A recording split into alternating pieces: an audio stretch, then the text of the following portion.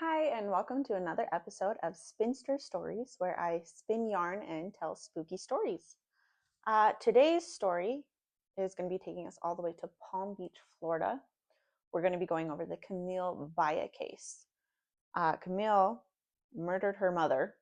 Absolutely brutal, savage, one of the worst murders I've ever heard or seen. She even ended up taking her mother's eyeballs, gouged them out of her head, and placed them on a Little Caesars pizza box right on top of the Little Caesars pizza guy where his eyes would go, as some kind of sick joke. Before we get into the nitty gritty details of the case and what motivated her for all that, I'm going to be showing you what I am spinning today. We're still working on that Polwarth wool in the springtime colors. And let's get right on into it. So again, we're starting off in Royal Palm Beach, Florida on March 16th of 2018. So to begin, Camille had been texting her bosses. She worked at FedEx. She was a mail carrier there and had been texting her bosses. One of them, Kenneth, was getting weird texts starting around 10 p.m. Started with an emoji of an angel. And then he got another one that said, "Got my big wings now. I got a story you can tell for centuries." And then he gets another one, said it's a picture of 3 gold statues. And she had said, "My pendant, bring it to me by order of King Okasan 22. Really, really weird text. And he keeps getting more with emojis. There's one of a helicopter. And then there's another one of a middle finger. And then he gets a picture of a city with pyramids. And then he gets another text that says, "Mom doesn't believe me, King. Can you believe her?" So super weird, but he didn't really think that much of it. In the meantime, she was also texting her other boss, and nothing's really happening. They're not really paying that much attention and just think, "Oh, weird. She seems like she's high or something." And then she ends up calling her coworker Julio at about 1 a.m. and she sounds frantic and is asking for him to come over because she needs someone to talk to. And Julio, he's a good guy, so he's like, "Okay, like I'll be there for you. Just text me your address." So he gets her address, heads over to her house, and meets her outside. And she's got blood on her, and she's frantic. She's mumbling. She's saying things like she's off her meds, her weed got laced, and then she says, "I murdered my mom." And big red flags. He calls 911. Cops come over, and cops get there. They see Camille outside, covered in blood. And she also tells the cops, "I killed my mom." And then she says, "The drugs made me do it." So she's claiming that she had weed. The weed got laced with PCP or flocka. And so the police detain her and go search the house. The whole first floor was absolutely covered in blood everywhere, just all over the place, whole first floor.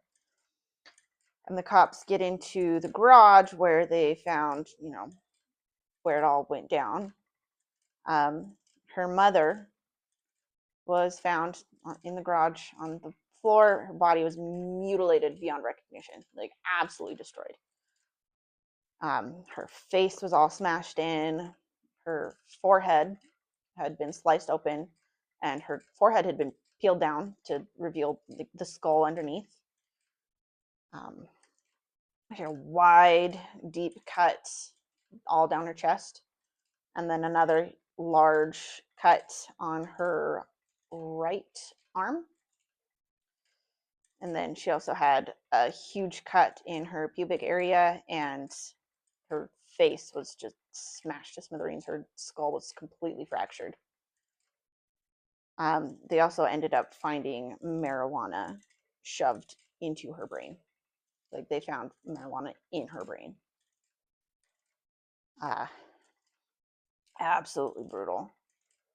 And on top of all that, again, her eyes had been ripped out of her skull and gently, like precisely placed on this Little Caesars pizza box, right on top of the Little Caesars man, right where his little cartoon eyes are, as like a sick joke. So they see the crime scene. It's absolutely brutal.